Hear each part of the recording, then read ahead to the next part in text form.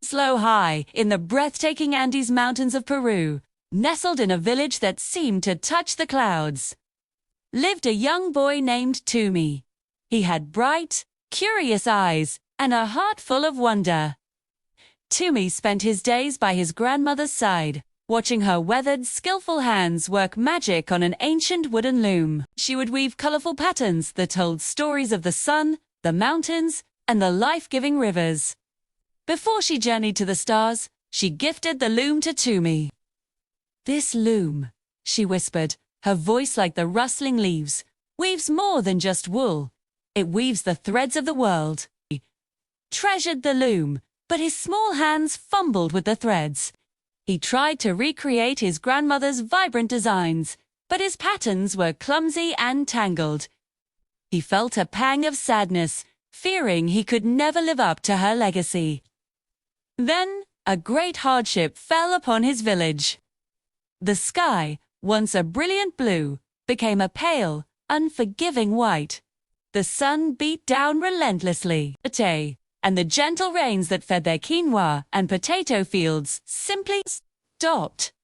The earth grew cracked and thirsty, and the once lush green terraces turned a sorrowful brown.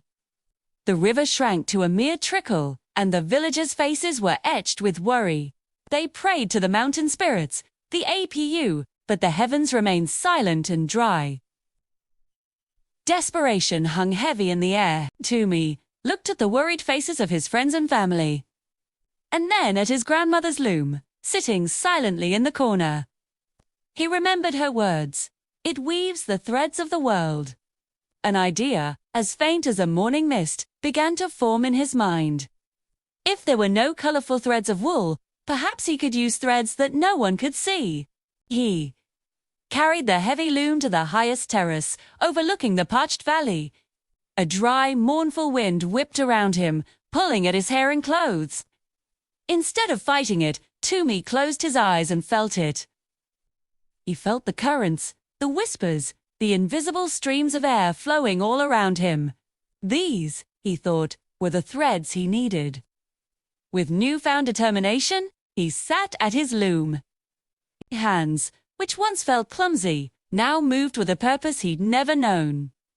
He reached out, not for wool, but for the air itself. He imagined gathering the invisible threads of the wind, pulling them gently onto his loom. To anyone watching, it would look like he was weaving nothing at all, his hands dancing through empty space. But Tumi could feel it. He felt the whisper of the breeze become a strand, the gust of the mountain wind become a texture. He worked 4 days, his focus absolute. He wove with patience, pouring all his hope and his grandmother's teachings into every invisible pass of the shuttle. He wasn't just weaving air. He was weaving a prayer.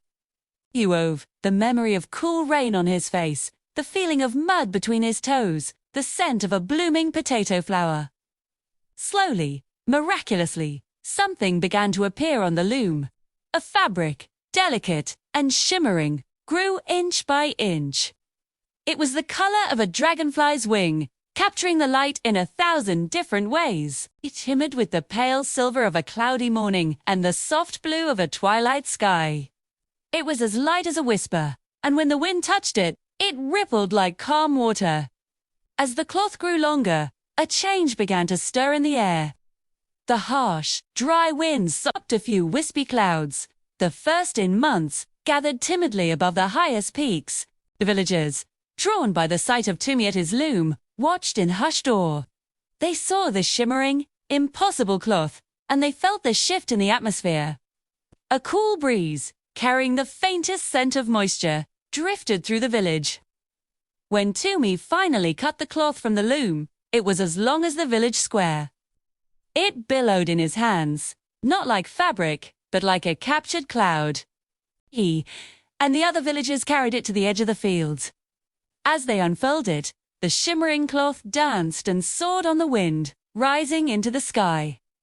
As it climbed higher, it began to dissolve, its silvery threads releasing their captured prayer. And then it happened. A single, perfect drop of rain fell, landing on Tumi's outstretched hand. Then another, and another. Jan 2.